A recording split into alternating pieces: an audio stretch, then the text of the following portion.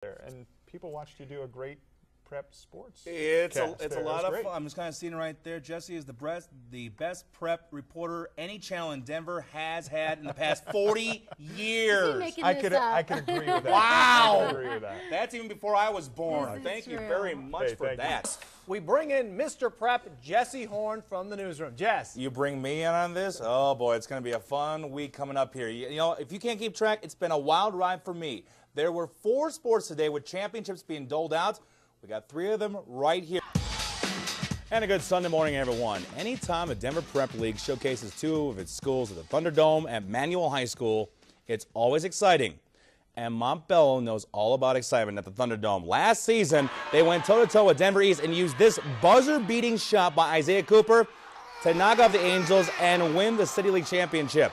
Yesterday, the Warriors played their first game at the Dome since that dramatic afternoon nearly 12 months ago.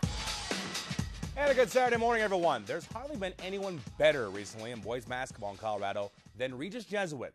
Since the start of the 2008-2009 season, the Raiders have been a combined 53-3 and have won 2 state championships. But they've started out this season 2-2, looking to get on the title-defending path. But they came into a tough challenge last night, traveling to face unbeaten Oberlin. Which one are you signing?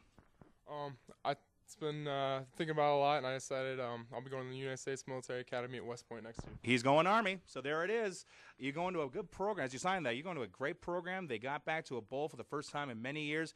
How does that feel, signing that letter of intent? It feels great. I'm just glad to be done with everything, and I feel like I made the right decision, and I'm just happy. I'm just really happy right now. Well, congratulations for that, and you know what? This is just one signing out of a many that are scheduled. Well, we'll see what happens tomorrow because of the weather.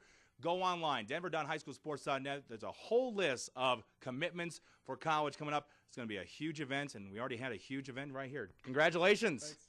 You bet. Drew, back to you. How about that for a great moment, huh? You interrupted him right in the middle of his autograph. Make sure he puts his last name, too, or it won't count.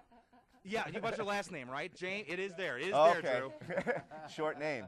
We'll hear from them as well tomorrow on the prep rally. It's actually kind of fun watching them do their routines. They did the state routine that they did at the rally. They did it last week at the state, and it was phenomenal. It was fun to watch. we think it'd be kind of fun to see you do the routine out It's there. like when George Costanza, remember the episode of Seinfeld when Elaine danced at the Christmas party? Yeah. It's like George Costanza says, it's like a full-body dry heave set to music. It's just not good. You don't want to see that. We want viewers. 2 left feet.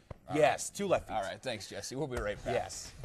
Welcome to the highschoolsports.net prep rally.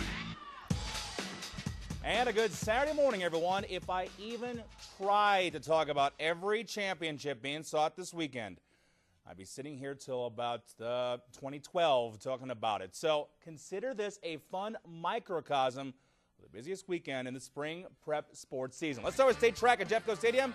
Our bell ringer, Kellen McCoyne. Give it up for him. Keep the applause coming for this. She loves salsa and chips and is a fan of the Green Bay Packers. Oh, sure, now you cut the applause. Okay, there we go. Thank you. That's the way it works. I see how it works back there. Probably a Steelers fan is working the audio today. Absolutely. Well, Thank you. I believe it's Eileen back there. Yes. Props and kudos for your creativity. Absolutely. I love it. Yeah. And Thanks, keep leaving those Packers jokes on our Facebook pages. Oh, yeah. By the way, we're appreciating I don't know if they're those. Steelers fans or if it's just bitter Bears fans. I don't know what it is. I have respect for Pittsburgh. I don't know if I can say the same about Jay Cutler. Yeah. The Bears as it is. I don't think Vinny in audio says the same thing either. Oh, okay. All right, Desi, thank you. You got it. And by lots of sports, we mean lots of sports. You know what? We're trying to figure out how many there are, and I basically have lost count. It's not just how many sports, but where they are. Right. From Fort Collins to Grand Junction, all across Denver Metro, high school state championships are taking place this weekend. We're going to try to give you a small slice of that going on this weekend in a bit. Back at 2. Prep Rally next. We're live. 9 News prep reporter Jesse Horne is at the Eudora Pool and Ice Center in Fort Collins. Hi, Jesse. Good evening, Drew. That's right. Tonight it's the 5A championships going on with prelims. The 4A championships are over in Grand Junction. And one defending champ there is going to be doing something a little unusual. Eric May always does it. I can't even remember back when I started doing this. He has to do it. I've done it a billion times before. And when he doesn't, it was like not brushing your teeth in the morning. The Arvada senior has won 2 state titles in the 200 individual medley. But that might have to do with what he does before he dives into the pool. I'll step up on the blocks, and I might do a little bit of a leg shake if my legs are feeling tense, but I'll always clap 5 times, and then I'll bend over, and I'll shake my arms out, and I'll swing it, and then I'll shake them again. It sounds elaborate, even for the future physics student at Cornell, but May contends he must do this ritual. It's great to be smart and to be thinking about everything in practice, but once you get into a race standard, it's the best to just forget about the competition, forget about the pain that you're going to be going through, and just focus on swimming. And now that everyone knows what he does, will he make sure to do it at state this weekend? Yeah, no, I'm definitely going to make sure I do it now. And for the record, mine is to sing the theme from Shaft by Isaac Hayes, my pregame ritual. We're going to have highlights from the 5A championships coming up tonight on 9 News at 6. Drew? All right, see you then. Thanks, Jess. Baseball. You know, the history goes back a ways. My dad coached here for about 10 years. A basketball sanctuary. I think our record was like 10 hours just shooting. Built mostly through student funds. It was common to see nickel rolls around campus with a poster that read, "Fill to the brim to build the gym." But after 43 years, Denver Lutheran and its gym are closing its doors for the final time. Well, there's obviously gyms that are bigger and there's gyms that are newer, but there's just something nostalgic about this place that's just hard to describe.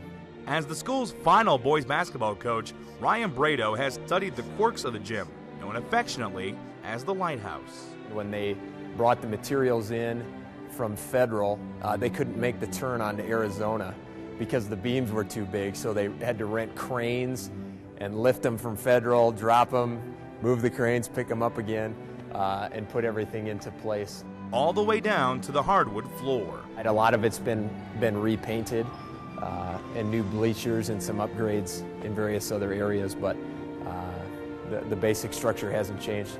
Denver Public Schools now owns the lease on the school and its gym, officially turning off the Lutheran lights at the end of the year.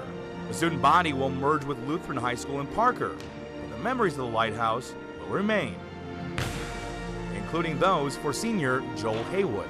It's kind of an eerie feeling knowing that we're the last team that'll ever play here, but it's a good feeling at the same time. Good feelings that the Lighthouse has harbored for generations. Jesse Horne, 9 News.